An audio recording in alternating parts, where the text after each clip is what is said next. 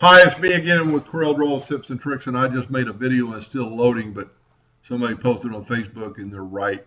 So this whole thing was grouped together. You ungroup it, nudge these rectangles out of the way, select all of it, and just, I thought I couldn't get it, I couldn't get the shape tool to select them all or whatever. And when you do that, it works. So just test the Smart Fill tool, and sure enough, it worked. So just move your rectangles back. Sorry about that. Having trouble getting the pick tool. Select those and move them back to where they were and use the Smart Fill tool. And I would use this copy because that way everything's joined.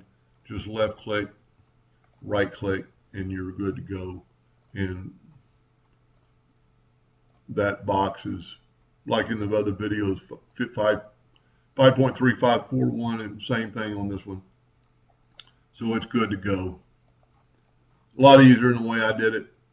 I just wasn't thinking about selecting all the nodes. I guess what I didn't ungroup everything, and it wouldn't let me do them it would only let me do them individually until I ungrouped everything. Anyway, I hope that helped a little bit. Thank you for watching.